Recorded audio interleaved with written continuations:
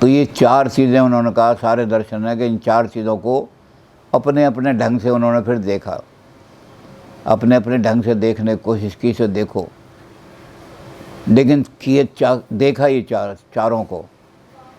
इसमें एक ही दर्शन ऐसा है जिसने इन चार को नहीं देखा, यानी मोक्ष को नहीं देखा उसने, वो है चार वाक दर्शन। चार वाक दर्शन मोक्ष को नहीं मानते। चार वाक दर्शन केवल दो ही पुरुषार्थ मानते हैं, वो धर्म को भी नहीं मानते। वो मानते हैं केवल अर्थ और काम। वो कहते हैं अर्थ जिस आदमी के पास है वो संसार में सुख भोगेगा,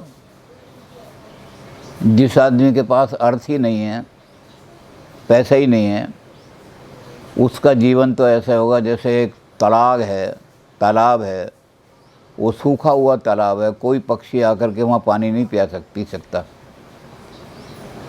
तो इसलिए उन्होंने कहा सबसे बड़ी चीज़ क्या है, हमारे जीवन को चलाने वाली अर्थ, वेल्थ, रुपया कमाओ, धन कमाओ। तो पहला पुरुषार्थ जो चारवाकों ने कहा वो है धन। और उन्होंने कहा इस धन का उपयोग वही जो हमारे यहाँ सारे दर्शन मानते हैं, इन्होंने भी इस चीज़ को माना कि धन के तीन उपयोग हो सकते हैं। पहला उपयोग तो है कि धन को लोक कल्याण के कामों में लगाओ। तो उन्होंने कहा इससे क्या होगा, सुख तो मिलेगा नहीं आपको, सुखम जीवेत। तो उन्होंने कहा इससे सुख मिलेगा क्योंकि आपकी प्रशंसा जो होगी, आपकी जो ख्याति होगी, आपका नाम छपेगा अखबारों में, उससे आपको मानसिक आनंद बड़ा प्राप्त होगा, शारीरिक आनंद मिले ना मिले। तो इसलिए जब आपके पास अर्थ आए तो पहले कोशिश ये करो कि मेरी जय जयकार भी हो दुनिया में।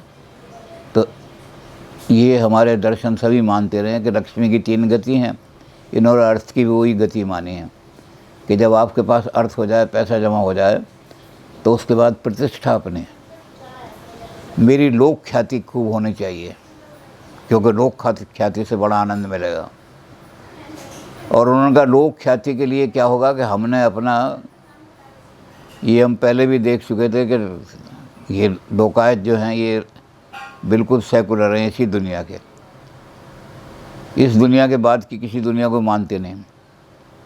तो इसलिए उन्होंने कहा कि दूसरा क्या होगा कि घर का दिया जला के मंदिर में फिर जलाना। मंदिर में कुछ नहीं रखा, आप वहाँ दीपक जलाने जाते हो, भगवान की पूजा करने में कुछ नहीं मिलेगा उससे। तो पहले घर का दिया जलाओ, घर में सब सुखी हो, माँ भी सुखी है, बाप भी सुखी है, बेटा भी सुखी है, उसकी पढ़ाई भी अच्छी हो रही है। तो घर का तो दिया बुझा दिया अपने, और मंदिर में पैसे खर्च कर रहे हैं, ये कल्याणकारी नहीं है। धर्म नाम की कोई चीज़ नहीं होती। आप क्या काम करो कि उस रुपए को अपने घर के लिए भोग को, बढ़िया मकान बनाओ, अगर पैसा अच्छा है तो बढ़िया बढ़िया चीज़ें लाओ, सोफे लाओ, तो सुख के लिए, भोग के लिए करो। और उन्होंने कहा कि आप अगर सुख के भोग के लिए धन को प्रयोग नहीं कर सकते तो क्या होगा, वो डाकुओं के पास जाएगा, लुटेरों के पास जाएगा, या आपके बच्चे जो हैं दुष्कर्मा हो जाएंगे, जुआ खेलने लगेंगे, शराब पीने लगेंगे। तो धन का अर्थ जो है वही सारी दुनिया को चलाने वाला, मूव करने वाला अर्थ है। तो इसलिए मोक्ष को नहीं मानते। अर्थ से काम की तृप्ति होगी, खूब भोगो इस दुनिया को। तो चार वाकों ने कहा कि जब ये शरीर नष्ट हो जाता है, क्योंकि दुख सुख को भोग करने वाला यही शरीर है, और जब ये शरीर नष्ट हो जाता है तो कौन भोगेगा और कौन देखेगा। तो इसलिए इन्होंने कहा कि मृत्यु ही मोक्ष है। जब तक हम जीते रहते हैं कोई ना कोई दुख उठाना ही पड़ेगा, कभी बीमारी आ जाएगी, कभी झगड़ा हो जाएगा, कभी।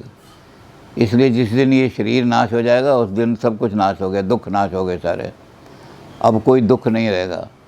तो चार वाक केवल दो ही चीज़ों को मानते हैं, मोक्ष को मानते ही नहीं, ना धर्म को मानते हैं।